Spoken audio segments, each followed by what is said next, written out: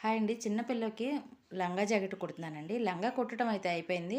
ఇది జాకెట్ అనమాట. దీనికి నెక్‌కి పైపింగ్ వేద్దామా? లేదంటే లేస్ వేద్దామా? అనుకున్నప్పుడు ఈ ఖర్చులన్నీ లోపలికి వెళ్ళిపోయే విధంగా క్రాస్ ముక్కని డబుల్ ఫోల్డ్ చేసి వేసేసి, దీన్ని ఇట్లా అనుగుడు కుట్టులాగా వేసేసానండి. దానిపైన లేస్ వేశాననమాట. లేస్ కూడా కొంచెం డిజైన్‌గా ఉంది. ఒక సైడేమో మనకి రా ఇట్లా కట్ వర్క్ లాగా వచ్చింది. ఒక సైడేమో గోల్డ్ కలర్ వచ్చింది. బానే ఉంది చూస్తానికి. మీకు ఎలా ఉంది అనేది ఒక కామెంట్ చేయండండి. అంటే మనం పైపింగ్ అయినా వేసుకోవచ్చు. ఇది 2 కలర్స్ వచ్చినాయి కదా! ఫ్రంట్ సైడు వేరు, బ్యాక్ సైడ్ వేరు వేయటానికి అవ్వలేదనమాట. అందుకని నేనైతే ఈ విధంగా వేశానండి. క్రాస్ ముక్కను తీసుకొచ్చి వేసేసి, దాన్ని వెనక్కి ఫోల్డ్ చేసి, దానిపైన లేస్ వేశాననమాట. ఇప్పుడు వేరియేషన్ బావుంది. మీకు ఎలా నచ్చిందా లేదా అనేది ఒక కామెంట్ అయితే చేయండి.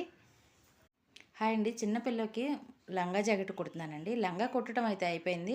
ఇది జాకెట్ అనమాట. దీనికి నెక్‌కి పైపింగ్ వేద్దామా? లేదంటే లేస్ వేద్దామా? అనుకున్నప్పుడు ఈ ఖర్చులన్నీ లోపలికి వెళ్ళిపోయే విధంగా క్రాస్ ముక్కని డబుల్ ఫోల్డ్ చేసి వేసేసి, దీన్ని ఇట్లా అనుగుడు కుట్టులాగా వేసేసానండి. దానిపైన లేస్ వేశాననమాట. లేస్ కూడా కొంచెం డిజైన్‌గా ఉంది. ఒక సైడేమో మనకి రా ఇట్లా కట్ వర్క్ లాగా వచ్చింది. ఒక సైడేమో గోల్డ్ కలర్ వచ్చింది. బానే ఉంది చూస్తానికి.